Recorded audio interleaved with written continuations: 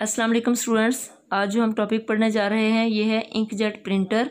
तो inkjet printer जैसे कि नाम से आपको नज़र आ रहा है, इसमें एक तो ये है कि इंक हम यूज़ करेंगे और दूसरे ये जो है जेट का मतलब होता है फेंकना किसी चीज़ को। तो ये जो ड्रॉप्स हैं ये फेंके जाएंगे और यहाँ आगे आपको पेज नज़र आ रहा है जिस पे हमने राइटिंग करनी है।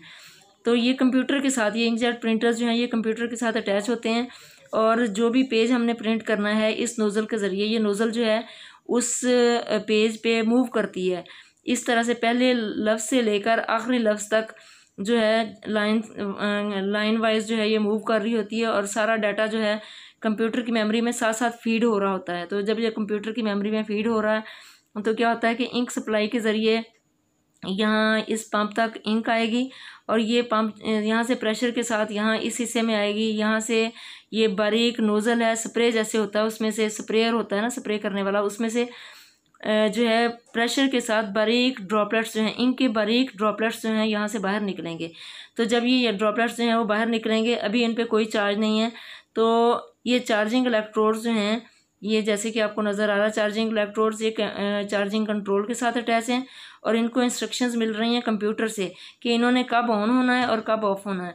अगर तो कोई लफ्ज़ जो है वो लिखा जाना है, जैसे आई है, कंप्यूटर की मेमोरी में सेव है कि आई लिखना है, कोई राइटिंग है, तो क्या होगा कि ये चार्जिंग इलेक्ट्रोड जो हैं ये खुद ब खुद ऑफ हो जाएंगे, क्योंकि कंप्यूटर को इंस्ट्रक्शंस दे रहा होगा, ये खुद ब खुद ऑफ हो जाएंगे। जब ये ऑफ होंगे तो यहाँ पोटेंशियल डिफरेंस अप्लाई नहीं होगा, ये इंक जो है उस पर कोई भी चार्ज नहीं आएगा। जब इंक पे कोई चार्ज नहीं आएगा तो ये डिफ्लेक्शन प्लेट्स हैं।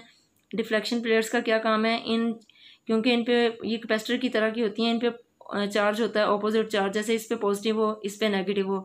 तो ये जब ड्रॉपलेट्स यहाँ से गुजरेंगे तो क्योंकि इन पे कोई चार्ज नहीं है तो ये डिफ्लेक्शन प्लेट्स जो हैं इनको डिफ्लेक्ट नहीं करेंगे, इनका पाथ चेंज नहीं करेंगे और ड्रॉपलेट्स जो हैं वो सीधे जाएंगे और पेज जो है इस पे चिपक जाएंगे। तो यहाँ आई लिखा जाएगा। उसके बाद अगर कोई राइटिंग नहीं है, आई और इनके एन के दरमियान में खाली जगह है, प्लेन पेज है, तो अब क्या होगा कि ये चार्जिंग कंट्रोल जो है इसको कंप्यूटर हदायत देगा और हदायत की वजह से, इनकी इंस्ट्रक्शंस की वजह से चार्जिंग इलेक्ट्रोड जो है पोटेंशियल डिफरेंस अप्लाई होगा, ये ऑन हो जाएंगे और ऑन होने की वजह से जो है ये जो ड्रॉपलेट्स यहाँ से पास होंगे उन पे चार्ज आ जाएगा।